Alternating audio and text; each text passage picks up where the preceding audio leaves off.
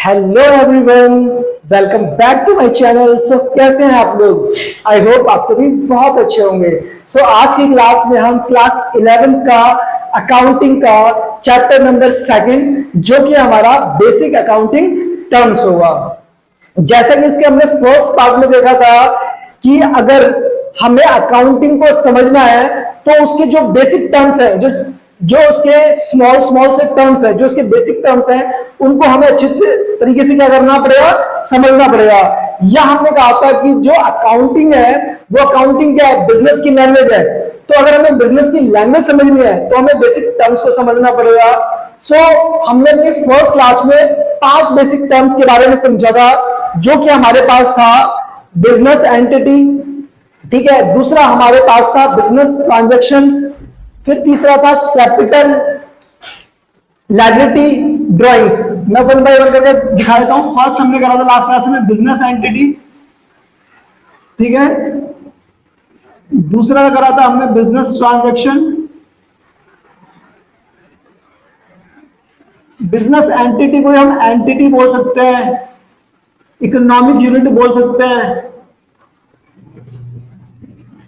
Business बोल सकते हैं। ये सारे इसके अल्टरनेटिव नेम्स हैं, ठीक है। दूसरा business transaction, then capital, drawing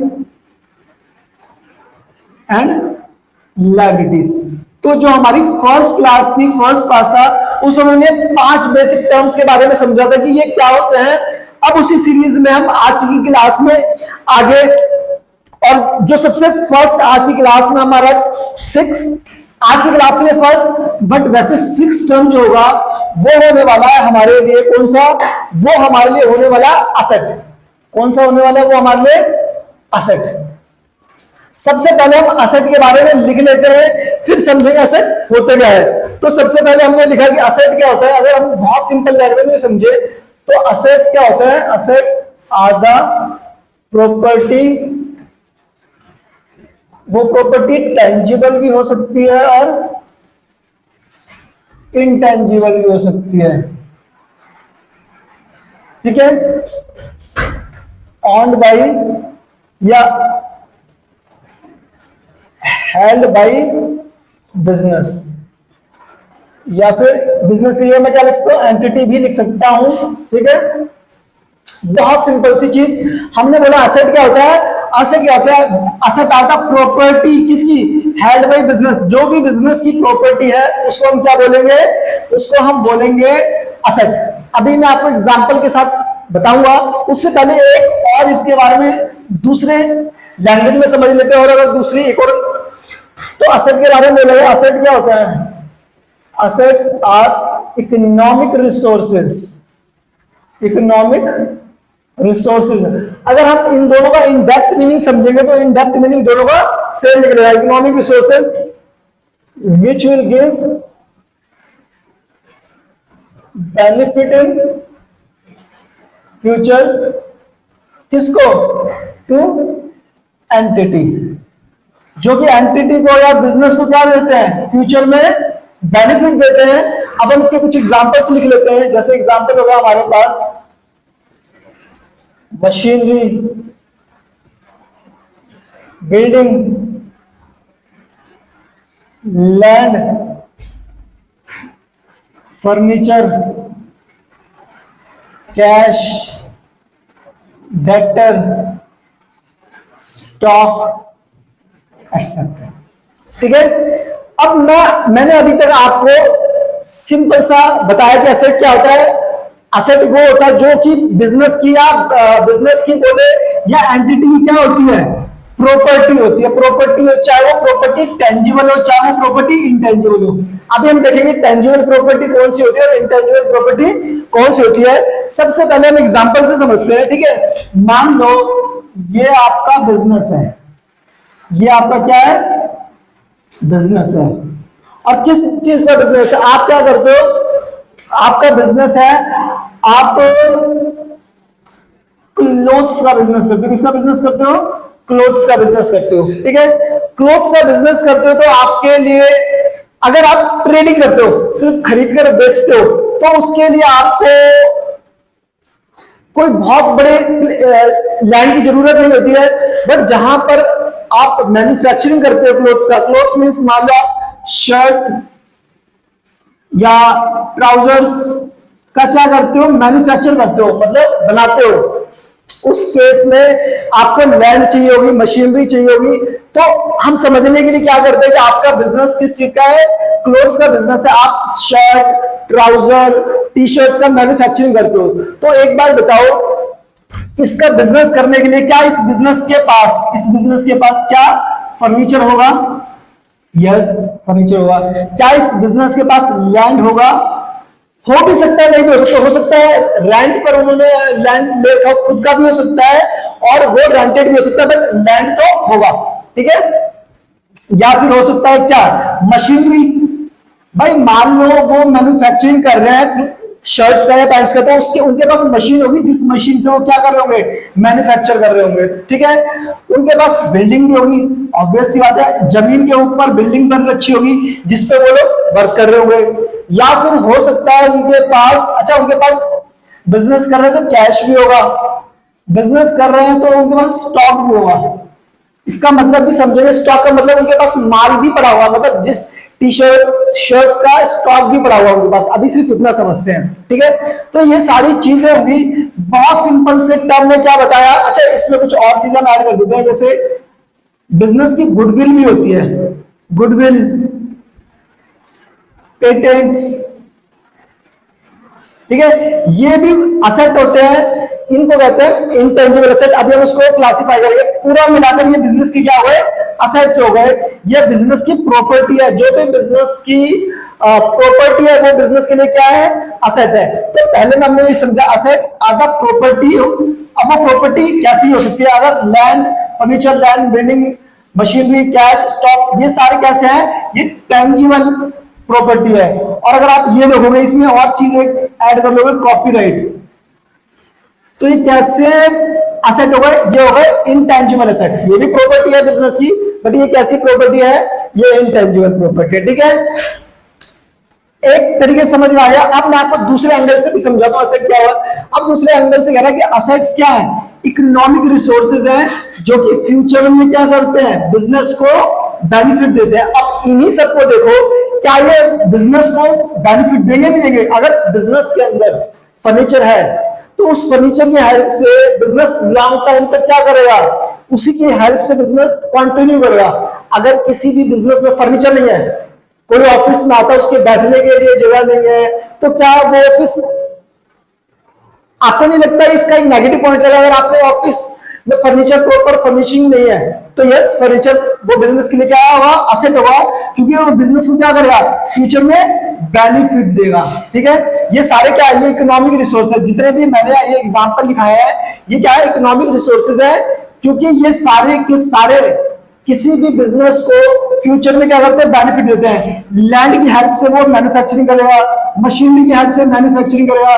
भाई मैन्युफैक्चरिंग के लिए एक बिल्डिंग होनी चाहिए, खुली छत के नीचे मैन्युफैक्चरिंग करेगा नहीं, तो बिल्डिंग होनी चाहिए। अच्छा बिजनेस में कैश भी तो होगा, कैश की, अगर कैश नहीं होगा तो क्या कोई भी बिजनेस चल पाएगा, नहीं चल पाएगा। किसी भी बिजनेस को ऑपरेट करने के लिए कैश होना बहुत जरूरी है। स्टॉक, जो माल आप जिस गुड्स में आप डील कर रहे हो उसका आपके पास स्टॉक भी पड़ा होगा। अभी सिंपल समझेंगे, गुडविल का मतलब होता है कि आपने एक मार्केट के अंदर रहकर एक नाम कमाया है, उस नाम कमाने की वजह से आपको एक्स्ट्रा आपकी सेल हो रही है, तो उसको क्या कहते हैं, गुडविल कहते हैं। ये हम डिटेल में पढ़ेंगे बाद में, जब हमारा नेक्स्ट चैप्टर, जब आप 12th में आ जाओगे तब इसको डिटेल में पढ़ेंगे। अभी सिर्फ हिंट समझते, गुडविल क्या होती है कि जो भी हमने मार्केट में बैठकर एक जो नाम कमाया है, उस नाम कमाने की वजह से हमारे जो सेल होगी ना वो बाकी लोगों से ज्यादा सेल होगी, तो उसको हमने क्या बोला, गुडविल होगा। पेटेंट, पेटेंट क्या होता है, मान लो कोई भी किसी ने एक नया प्रोडक्ट का इनोवेशन करा, तो उस प्रोडक्ट की कोई कॉपी ना कर पाए या कोई कॉपी करे, तो जिसने उस गुड्स का इनोवेशन करा है तो उसको कुछ फीस देनी पड़ेगी, या कह सकते हैं कुछ अमाउंट पे करना पड़ेगा, उसको कहते हैं पेटेंट। कॉपीराइट होता है कि भाई आप किसी का कोई भी आइडिया, कोई भी म्यूजिक, कोई भी सॉन्ग आप कॉपी नहीं कर सकते हो, क्योंकि उसके लिए जिसने भी वो क्रिएट करा है, चाहे वो म्यूजिक हो, चाहे वो सॉन्ग हो, चाहे वो वीडियो हो, वो उस पे उसका राइट होता है, जिसने जो उसका क्रिएटर होता है। तो विदाउट उसकी परमिशन के आप कोई और पर्सन उसको यूज नहीं कर सकता। तो ये भी बिजनेस का क्या होता है, जैसे मान लो ये बिजनेस है, इन्होंने नई डिजाइन की टी शर्ट का वो करा है,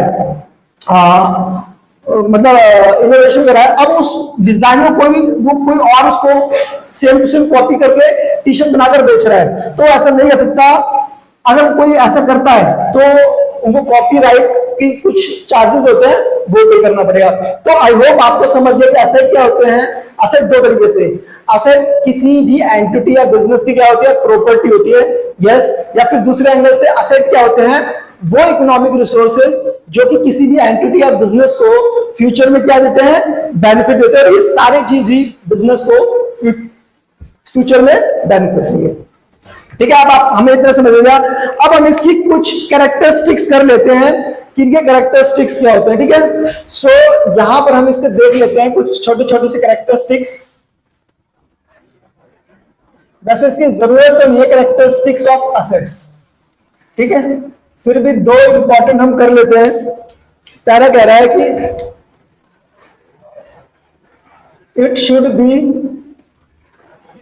प्रॉपर्टी ऑफ बिजनेस। सबसे पहले क्या बताया, ये क्या है, प्रॉपर्टी है किसकी, बिजनेस की प्रॉपर्टी है।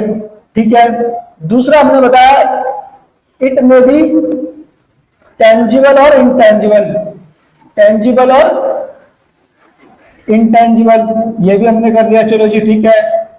फिर हमने कहा it should be measured in term of money, it should be measured in term of money. इसका मतलब है इन सबकी कुछ ना कुछ मनी में वैल्यू होगी। जैसे फर्नीचर हो सकता है हमारे पास 50,000 का हो, लैंड हो सकता है हमारे पास 20 लाख की हो, मशीनरी हो सकता है हमारे पास 2 लाख की हो, बिल्डिंग हो सकता है हमारे पास 8 लाख की हो, कैश हो सकता है हमारे पास 1 लाख पड़ा हो। तो इनकी कुछ ना कुछ क्या हुई, इसको it should be measured in term of money. मतलब जो भी हमारे पास एसेट होंगे उनको हम मनी में क्या कर सकते हैं, मेजर करते हैं। तो ये हमने तीन उसके कुछ कैरेक्टरिस्टिक्स समझ लिए हैं। ठीक है, अब हम इसके कुछ क्लासिफिकेशन करते हैं कि जो भी हमारे एसेट होते हैं उनको 3 पार्ट्स में क्लासिफाई किया जाता है, non current asset, current asset और फिक्टिशियस एसेट। सो अब मैं यहां पर थोड़ा सा इसको रफ करके ताकि हमें स्पेस मिल जाए। ठीक है, चलो यहां पर ही देख लेते हैं, अगर दिक्कत लगेगी तो हम कर लेंगे। अब हम कर रहे हैं classification of asset, classification of asset कि असेट को हम कितने पार्ट में क्लासिफाई करते हैं। तो हमने बोला असेट को हम करते हैं मेनली 2 पार्ट में क्लासिफाई करते हैं। ठीक है, अब मुझे लग रहा है आप स्पेस की थोड़ी सी दिक्कत है, तो मैं ये एग्जांपल्स कुछ मिटा रहा हूं, आप इसको नोट डाउन कर लेना। ठीक है, सो मेनली हमने क्या करा, असेट्स को हम क्या करते हैं 2 नहीं 3 पार्ट में करते हैं। एक को हमने बोला non current asset, non current asset, एक को बोला हमने करंट, बल्कि इतना दूरी करंट एसेट, करंट एसेट्स, और एक को हमने बोला फिक्टिशियस एसेट। एक को हमने क्या बोला, फिक्टिशियस एसेट, फिक्टिशियस एसेट। ठीक है, पहले हम इसके बारे में लिख लेते हैं, फिर इसको आराम से समझते हैं। तो सबसे पहला बोला हमारा नॉन करंट एसेट क्या होते हैं, असेट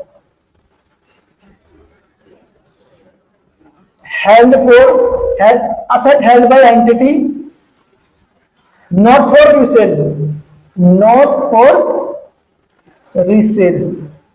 मतलब असेट के बिजनेस के पास जो भी प्रॉपर्टी है, जो भी एसेट है जिनको उन्होंने रीसेल के पर्पज से नहीं लिए रखा है, तो उसको हम क्या बोलेंगे, नॉन करंट एसेट। और यही उल्टा कर दे तो असेट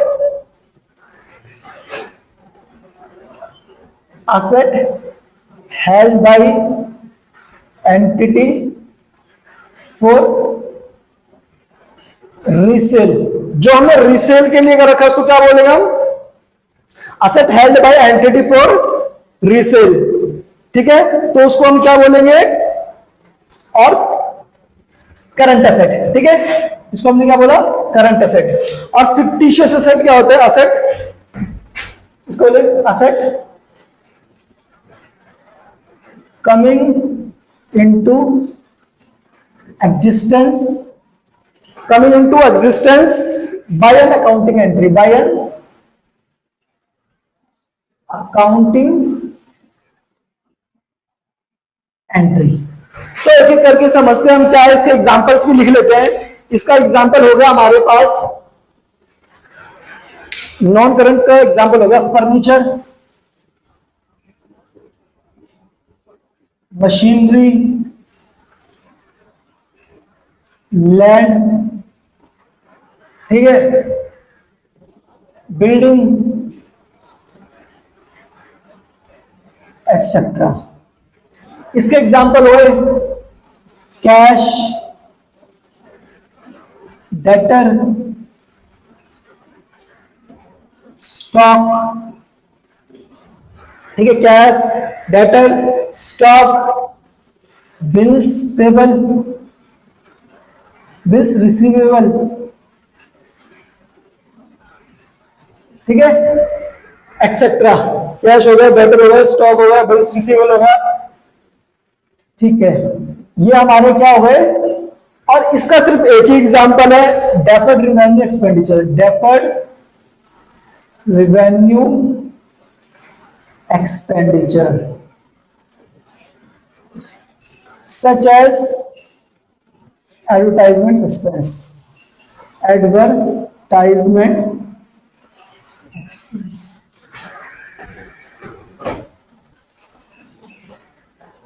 एडवर्टाइजमेंट एक्सपेंडिचर। ठीक है, सो अब हम इसको समझते हैं कि क्या हमने लिखा है। तो सबसे पहले हमने बोला कि हम असेट्स की क्लासिफिकेशन करते हैं तीन पार्ट में। एक को हमने बोला नॉन करंट एसेट, एक को बोला हमने करंट एसेट, और एक को बोला फिक्टिशियस एसेट। ठीक है, इसके भी दो पार्ट बनेंगे नॉन करंट एसेट की। नॉन करंट एसेट में होता है टेंजिबल एसेट, एक होता है नॉन टेंजिबल एसेट। पहले इतना समझते हैं, नॉन करंट एसेट वो एसेट होते हैं जो हमने रीसेल के पर्पज से नहीं खरीदे। एक बार बताओ, हमने फर्नीचर जो परचेज कर रखा है रीसेल के पर्पज से खरीदा है, बिजनेस को एफिशिएंसी बढ़ाने के पर्पज से खरीदा है, बिजनेस को ऑपरेट करने के पर्पज से खरीदा है? नहीं। यस, हमने इसको बिजनेस को ऑपरेट, लैंड को हमने बेचने के लिए खरीदा नहीं, लैंड की हेल्प से हम बिजनेस ऑपरेट करेंगे, मतलब प्रोडक्शन करेंगे। ऐसे ही मशीनरी के, बिल्डिंग के, जो ऐसे एग्जांपल है जो रीसेल करने के लिए नहीं ले रखे हैं, उनको हमने क्या बोला, नॉन करंट एसेट। अब करंट एसेट है held by entity for resale. जैसे अगर आप देखोगे, या फिर इसके अंदर हम ये भी बोल सकते हैं कन्वर्जन इनटू कैश और conversion into cash, conversion into cash. एक तो बोला जाता हमने रीसेल के लिए, एक बार तो हमने स्टॉक किसने खरीदा हुआ, हमने आगे से माल खरीदा ताकि हम उसको क्या कर सके, आगे बेच सके। जैसे कपड़े का बिजनेस है, तो कपड़े का बिजनेस है, मान लो मैं क्या करता हूं, कपड़ा आगे से खरीदता हूं और उसको मैन्युफैक्चर करके शर्ट टी शर्ट बनाकर आगे बेचता हूं। तो स्टॉक क्या मेरे, स्टॉक या इन्वेंट्री इसके बदले में लिख सकता था। तो ये क्या है, इसको बेचने के लिए खरीदा है। मगर अगर आप देखोगे डेटर, डेटर मैं आपको समझा दूं, डेटर क्या होता है, जिनसे हमें पैसा लेना होता है, और बिल्स रिसीवेबल भी डेटर का ही एक पार्ट होता है जिससे हमें पैसा मिलता है। इसको बस अभी इतना समझेंगे कि डेटर क्या होता है, जिसको हमने उधार गुड्स बेचे हैं उससे हमें पैसे मिलने हैं, तो वो तो डेटर। इसको बोलते हैं हमने कन्वर्जन इनटू कैश, को भी करंट एसेट बोलते हैं। बिल्स रिसीवेबल ये भी कन्वर्जन इनटू कैश है।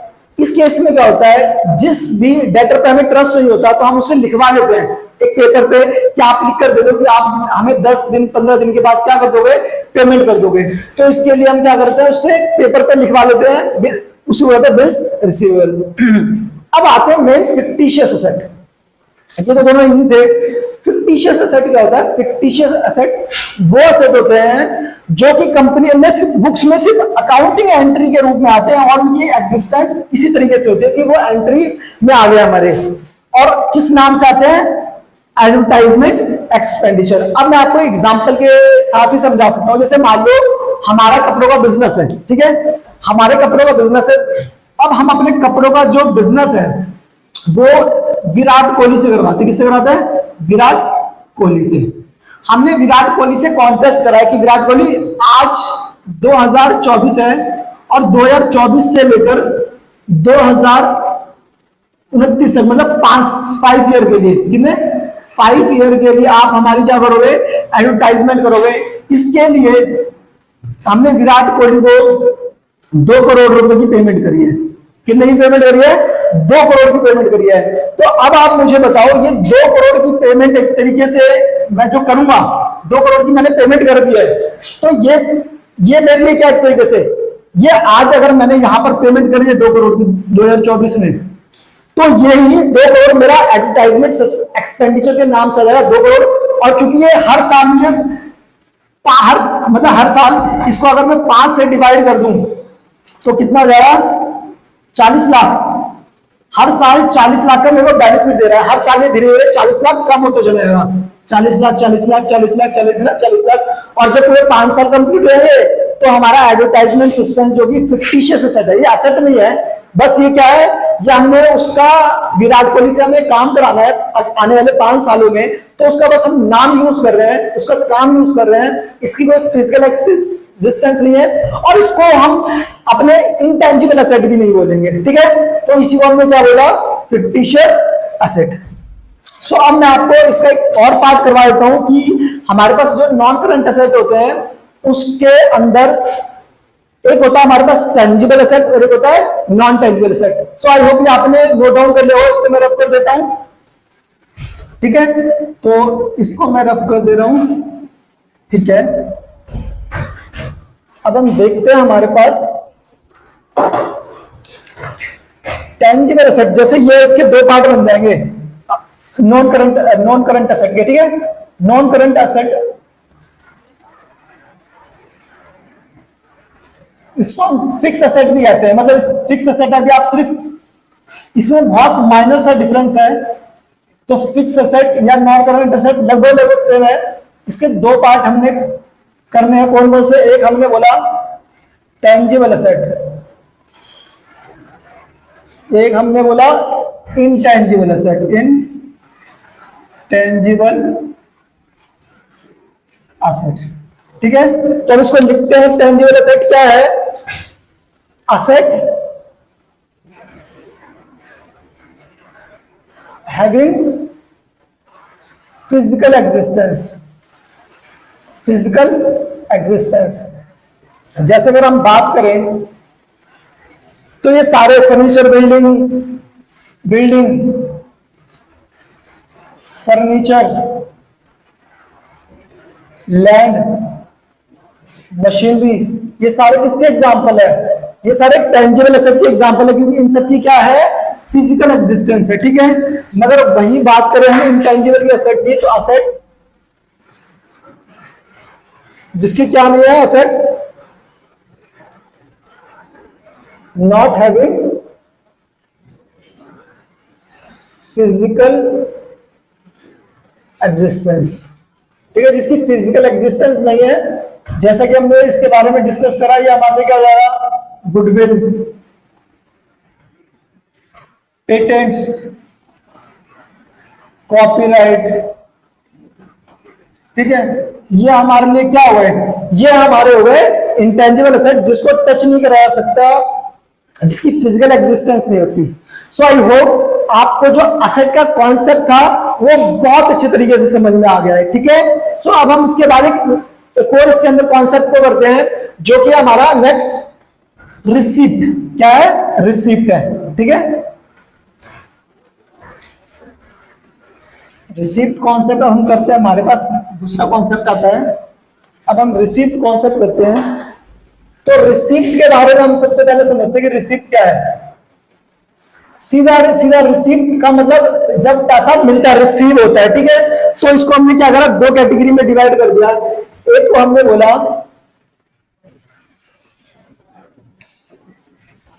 रिसिप्ट। ठीक है,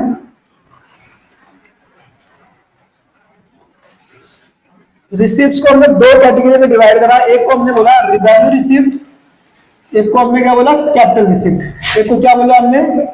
रिवेन्यू रिसिप्ट एक को हमने बोला capital receipts.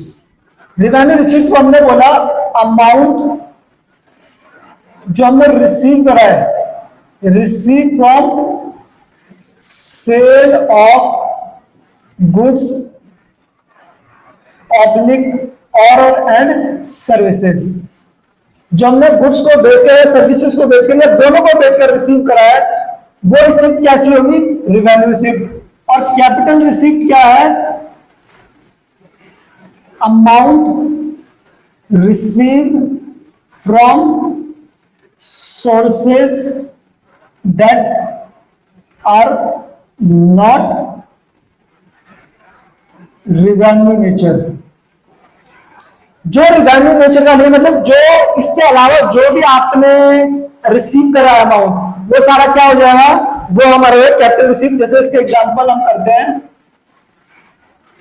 Cell of goods, ठीक है, अगर आप गुड्स कर रहे हो, या फिर सेल ऑफ सर्विसेज। इसका हमने करा सेल ऑफ मशीनरी या बिल्डिंग, या फिर हमने करा फर्नीचर, या फिर हमने करा इन्वेस्टमेंट। ठीक है, चलो समझने के लिए भी इतना। अगर इन सब को बेचकर, मशीनरी को हो गया, बिल्डिंग को हो गया, फर्नीचर को, इन्वेस्टमेंट को, इन सब को बेचकर जो भी पैसा मिला है, उस रिसिप्ट को बोले कैपिटल रिसिप्ट। रिवेन्यू रिसिप्ट जो होगा जो हमने, जो हमारा मेन बिजनेस है। मेन बिजनेस क्या होगा? या तो हम कोई गुड्स सेल परचेज सेल कर रहे होंगे, या फिर सर्विसेज दे रहे होंगे। जो मेन बिजनेस के, जो मेन बिजनेस कोर बिजनेस है, उससे जो हमें पैसा मिल रहा है, उसको हम क्या बोलेंगे? उसको हम बोलेंगे रिवेन्यू रिसिप्ट। जैसे कि मान लो एक मदर डेयरी है, मदर डेयरी का जो मेन वर्क है वो मिल्क सेल करना है, तो मिल्क वो जो सेल करेगा वो किसमें आ जाएगा? एग्जांपल, वो रिवेन्यू रिसिप्ट में आ जाएगा। फॉर एग्जांपल, उसकी एक मशीन थी, फ्रिज था उसके पास एक, जो कि उसका फ्रिज खराब हो गया है या पुराना कह सकते हैं। उस फ्रिज को बेचकर उसको अगर कुछ पैसा मिला है, उसको हम बोलेंगे रिवेन्यू रिसिप्ट, क्योंकि वो क्या है? वो sale of goods and services के अलावा है। तो ऐसा भी कोई मशीन, बिल्डिंग, फर्नीचर, इन्वेस्टमेंट कुछ भी होगा, उससे बेचकर अगर उससे कोई अमाउंट रिसीव हो रहा तो उसको बोलेंगे कैपिटल रिसिप्ट। ठीक है, सो आई होप आपको रिसिप्ट भी बहुत अच्छे तरीके से समझ में आ गया होगा। ये हमारा 6th पॉइंट था। अगर देखा जाए तो 7th पॉइंट हमारा हो जाएगा, छोटा सा पॉइंट करते हैं, क्लास को ओवर करते हैं। 7th पॉइंट हो जाएगा हमारे पास अकाउंट। ठीक है, हो जाएगा अकाउंट। अकाउंट के बारे में समझ लेते हैं। अकाउंट क्या होता है? It is record of transaction, चाहे वो कैश की हो और क्रेडिट, अंडर पार्टिकुलर हेड। ठीक है, जनरली इसके बारे में एक और लाइन लिखा है, generally account is in T form. ये किस फॉर्म में होता है? टी फॉर्म में होता है। देखो एग्जांपल से उसको कुछ कर लेते हैं। एग्जांपल्स क्या होगा इसके? एग्जांपल्स होगा इसमें सेल, जितनी भी सेल होगी, परचेज, जितना भी रेंट, सैलरी एक्सेट्रा। या मान लो कोई पर्सन है, चलो अभी इतना समझ लो। अब अच्छे अकाउंट को बनाया कैसे जाता है? अकाउंट का फॉर्म ऐसा होता है, इस फॉर्म में होता है। मान लो सेल अकाउंट है, ठीक है, जितनी भी सेल होगी, आप सारी सेल्स को दो। बिजनेस के अंदर ऐसा नहीं सिर्फ एक ही सेल होगी, बहुत सारी सेल होगी, तो जितनी भी सेल होगी बिजनेस की, वो सारी सेल अकाउंट में रिकॉर्ड हो जाएगी। मान लो बिजनेस ने परचेज करा है, तो परचेज अकाउंट, तो जितनी भी परचेज होगी बिजनेस की, इस अकाउंट में रिकॉर्ड करी जाएगी। मान लो बिजनेस ने रेंट पे करा है, तो बिजनेस का जितना भी रेंट अकाउंट होगा, वो सारा रेंट अकाउंट में रिकॉर्ड होगा। मान लो बिजनेस ने अपने एम्प्लॉयज को सैलरी दी है, तो जितना भी सैलरी पे कराया वो इसके अंदर, इस तरीके से अकाउंट बना हुआ उसके अंदर रिकॉर्ड कराया जाएगा। सो आई होप आज की क्लास में हमने 3 पॉइंट करे, असेट, उसके बाद था हमारा रिसीट्स, देन हमारे पास था अकाउंट, और ये तीनों ही कॉन्सेप्ट आपको बहुत अच्छे तरीके से समझ में आ गए। Thank you.